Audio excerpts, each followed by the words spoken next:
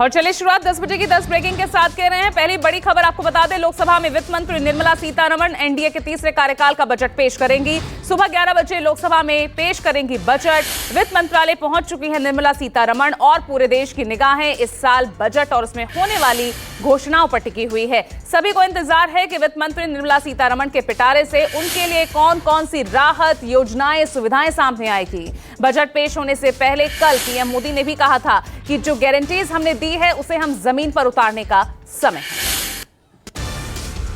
आगे बढ़ रहे हैं 10 बजे की दूसरी ब्रेकिंग के साथ। एनडीए के तीसरे टर्म के पहले बजट पर मिडिल क्लास से लेकर किसान, उद्योगपति, वेतनभोगी कर्मचारी, मेडिकल पेशे से समेत तमाम जो सेक्टर्स है उनकी निगाह बनी हुई है। निर्मला सीतारमण इंफ्रा से लेकर रेलवे सेक्टर के लिए खास ऐलान कर सकती हैं। किसानों, महिलाओं, सीनियर सिटीजन को लेकर बड़े ऐलान भी किए जा सकते हैं। केंद्रीय वित्त राज्य मंत्री पंकज चौधरी ने घर से निकलने से पहले कहा, यह बजट पीएम मोदी के सबका साथ सबका विकास के मंत्र पर आधारित है।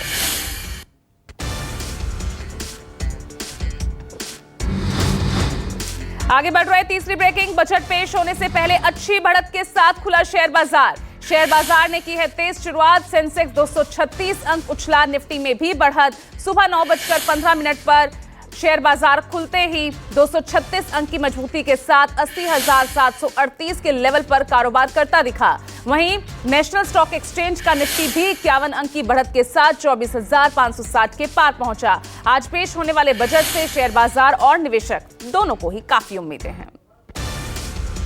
आगे बढ़ रहे हैं 10 बजे की चौथी ब्रेकिंग। संसद सत्र को लेकर विपक्षी गठबंधन इंडिया की आज अहम बैठक। केंद्र सरकार को घेरने की रणनीति बनाई जाएगी। बैठक आज शाम कांग्रेस के राष्ट्रीय अध्यक्ष मल्लिकार्जुन खड़गे के आवास पर होगी, जिसमें विपक्षी गठबंधन इंडिया के सभी वरिष्ठ सांसद शिरकत करेंगे। इससे पहले सोमवार को कल कांग्रेसी संसदीय दल के नेता सोनिया गांधी के आवास पर कांग्रेस के शीर्ष नेताओं ने बैठक बुलाई। सूत्रों के मुताबिक इस बैठक में मानसून सत्र के दौरान कांग्रेस ने नीट यूजी पेपर लीक मामले, अग्निवीर योजना और मणिपुर हिंसा से संबंधित मुद्दों को जोरदार तरीके से उठाने का फैसला किया है।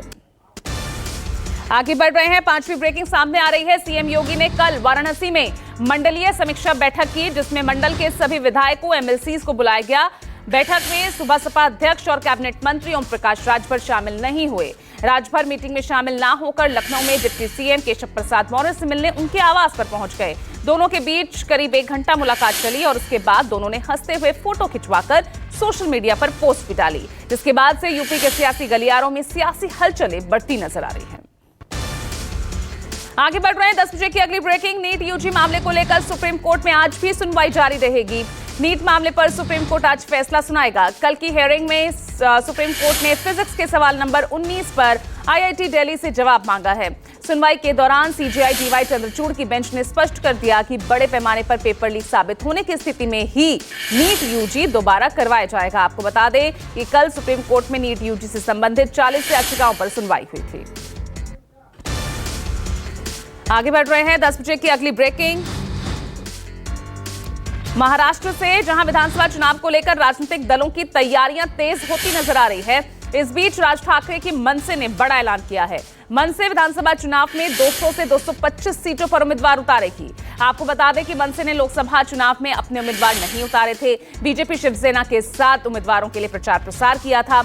अब आने वाले अक्टूबर में महाराष्ट्र में विधानसभा चुनाव होने की संभावना है और हाल ही में मनसे नेता का यह बयान आया था कि वो जाति आधारित आरक्षण के खिलाफ है। मनसे का मानना है कि सभी लाभ आर्थिक मानदंडों पर आधारित होने चाहिए। आगे बढ़ रहे हैं 8वीं ब्रेकिंग के साथ। जम्मू कश्मीर के बट्टल सेक्टर में आतंकियों ने घुसपैठ की कोशिश को नाकाम किया। आतंकियों के खिलाफ कार्रवाई के दौरान एक जवान घायल हुआ है। सेना की एक टीम ने सुबह 3 बजे ही इस ऑपरेशन को अंजाम दिया। देर रात पाकिस्तान की तरफ से कुछ आतंकवादी घुसपैठ की कोशिश कर रहे थे और इसी बीच भारतीय सेना के सतर्क सैनिकों ने रात 3 बजे बट्टल सेक्टर में गोलीबारी कर घुसपैठ को रोका। सर्च ऑपरेशन अभी भी जारी है। उधर राजौरी में आतंकी वारदात के बाद सर्च ऑपरेशन दूसरे दिन भी जारी है। आगे बढ़ रहे हैं 9वीं ब्रेकिंग। ज्ञानवापी मामले को लेकर सुप्रीम कोर्ट में आज सुनवाई। परिसर में पूजा पर रोक लगाने की मांग वाली याचिका पर सुप्रीम कोर्ट सुनवाई करेगा। पिछली सुनवाई में सुप्रीम कोर्ट ने इलाहाबाद हाई कोर्ट के फैसले पर रोक लगाने से इनकार कर दिया था।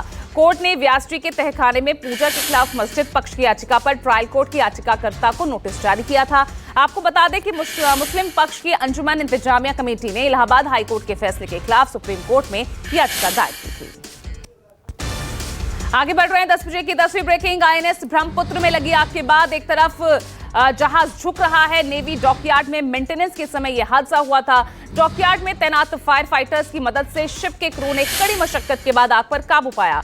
हादसे में एक सेलर लापता है, जिसकी तलाश लगातार जारी है। नेवी ने घटना की इंक्वायरी के आदेश जारी कर दिए हैं। फिलहाल ये चेक किया जा रहा है कि आग लगने का कोई और रिस्क तो नहीं है।